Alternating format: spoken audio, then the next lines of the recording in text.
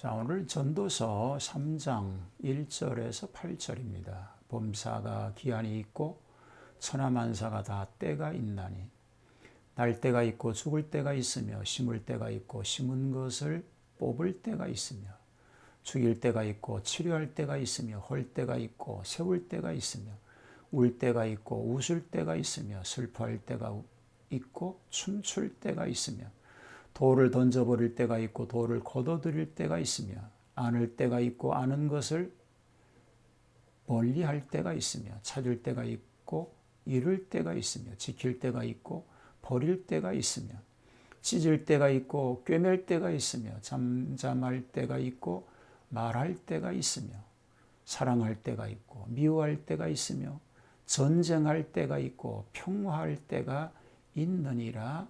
아멘. 자, 시간은 하나님의 선물입니다.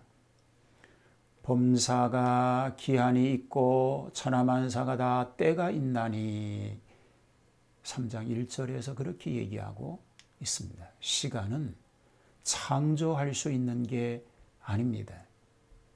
하나님이 모든 것을 지으시되 때를 따라 아름답게 하셨고 또 사람들에게는 영원을 사모하는 마음을 주셨느니라. 그러나 하나님이 하시는 일의 시종을 사람으로 측량할 수 없게 하셨도다 라고 말합니다. 인간은 한순간도 시간의 밖에서는 존재할 수가 없습니다. 우리가 우리 자신의 삶을 영위하고 세상에 존재할 수 있는 것은 하나님께서 주신 시간 안에서만 있습니다. 만약에 우리가 시간의 밖에서 존재할 수 있다면 그것은 죽음을 의미하는 것입니다. 그래서 시간은 바로 우리 자신의 삶을 계속할 수 있는 생명을 의미하는 것입니다. 시간은 금고에 보관해 둘 수 있는 것이 아닙니다. 만일 우리가 시간을 보관할 수 있다고 하면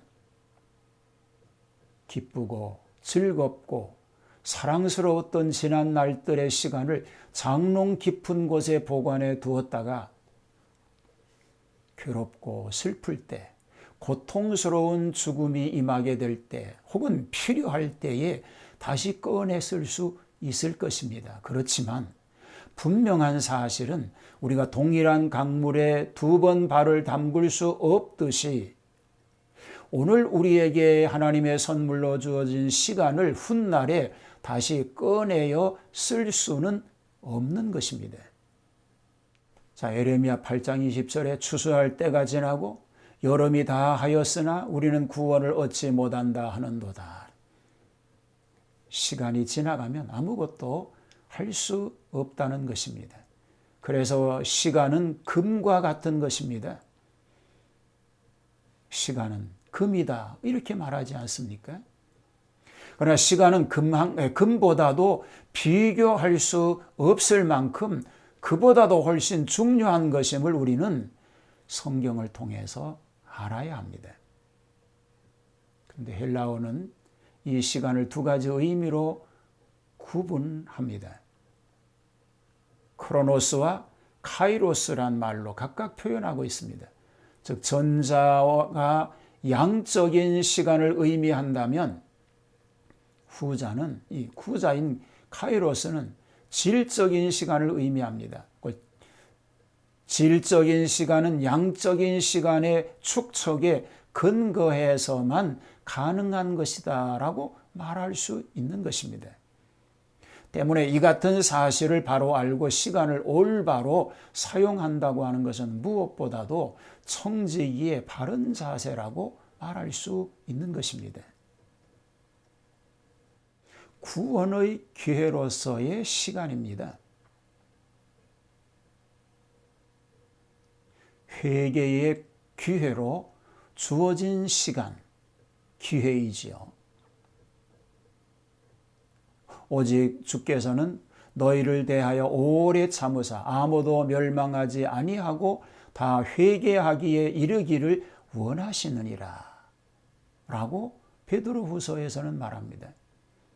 공의로우신 하나님께서 죄인된 인생들을 즉시 심판하지 않으심은, 그리고 시간을 주신 까닭은 그들에게 하나님께로 돌아올 수 있는 기회를 주시기 위함인 것입니다. 우리가 우리에게 주어져 있는 이 시간을 그래서 소중하게 여겨야 하는 것입니다. 회개할 수 있는 기회를 놓쳐버리면 안 되기 때문인 것입니다. 구원의 수단으로 시간을 주셨습니다. 시간은 또한 하나님께서 인생을 구원하시는 수단이 되기도 합니다. 하나님께서는 시간이라고 하는 개념은 없습니다. 영원자이시기 때문입니다. 그러므로 유한자이며 피조자인 인생과 만나시려면 시간이라는 수단이 필요한 것입니다. 우리가 흔히 언약이라고 부르는 하나님의 구원 섭리도 시간이라는 개념이 없으면 의미가 없는 것입니다. 시간이 없다면 어떻게 될까요? 약속 시간 필요하지 않겠죠. 하나님께서 시간 안에서 그리스도를 보내실 약속을 하셨습니다. 시간이 돼서 오셨죠. 인류는 시간 속에서 그리스도의 필요성을 절감하게 되었습니다. 그리스도는 영원하신 하나님의 세계에서 유한한 이 세계로 시간이라는 수단을 통해서 오신 것입니다. 만약에 시간이 없었다면 복음 진리가 온 세계에 퍼져서 우리에게까지 선물로 올 수 있는 기회가 없었을 것입니다. 상급의 기회로서의 시간입니다. 그런즉 너희가 어떻게 행할 것을 자세히 주의하여 지혜 없는 자같이 하지 말고 오직 지혜 있는 자같이 하여 세월을 아끼라고 말합니다. 세월을 아끼라. 시간을 내 것으로 삼으라는 것이지요. 하나님은 청직이 된 우리들에게 상급을 예비할 기회를 주셨습니다. 그것이 시간입니다. 상급을 받도록 노력할 수 있는 기회를 주셨다는 것이죠. 그래서 상을 쌓는 기회로 삼아야 합니다.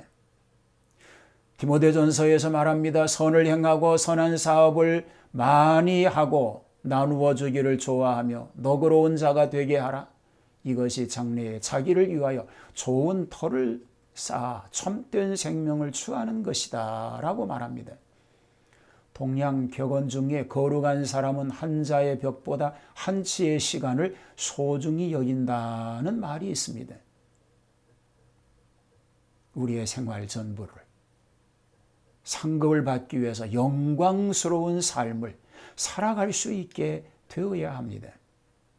그것은 은사를 활용하는 것입니다.